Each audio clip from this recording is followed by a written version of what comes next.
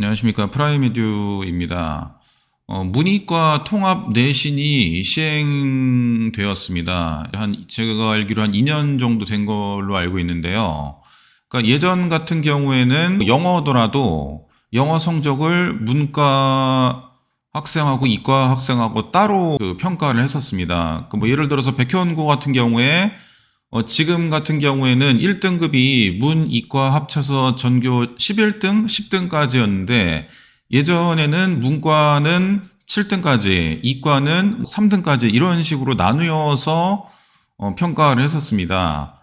그러면은 이제 어떤 현상이 발생을 하냐면은 특히 이제 수학 쪽에서 문과 학생이 불리할 수밖에 없습니다. 내가 문과라서 문과 학생하고 따로 시험을 봤으면은 분명히 1등급일 텐데 이과하고 같이 시험을 보기 때문에 1등급을 못 받는 그런 상황이 벌어지게 되는 거죠. 그래서 상대적으로 이과 학생은 유리하게 되고 문과 학생은 불리할 수밖에 없는 현상이 나타나게 되는 겁니다.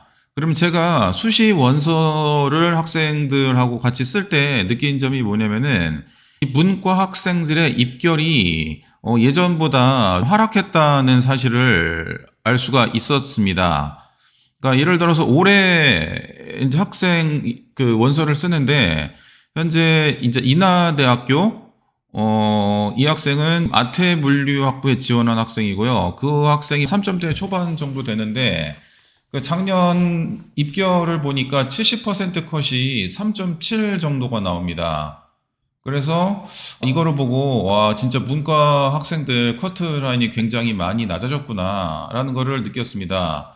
자, 왜냐하면은 제가 2018년도에 동백고등학교 학생을 인하대학교 국제통상학과에 보낸 기억이 있는데 그때 그 학생의 내신 성적이 2.7이었습니다. 그리고 그때는 분위기가 경기권 근처, 그러니까 서울권은 아니고 경기권 인천이라든지 그때 쓸 때는 문과 기준으로 한 2점대 후반 정도가 돼야지 그 원서를 쓸 수가 있었고 실제로 입결도 그 정도였습니다. 근데 보시면 알겠지만 작년 같은 경우에는 3점대 중후반이 넘어갑니다. 그러니까 그만큼 문과 입결이 낮아질 수밖에 없었다는 얘기고 제가 볼 때는 문이과 통합을 했기 때문에 그렇다는 얘기입니다.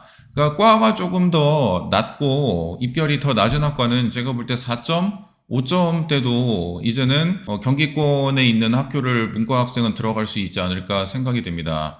상대적으로 이과 학생들은 더 내신이 높아야겠죠.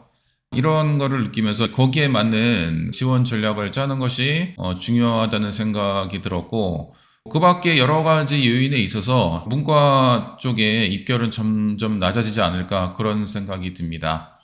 예, 이상 프라이메디 학원이었습니다.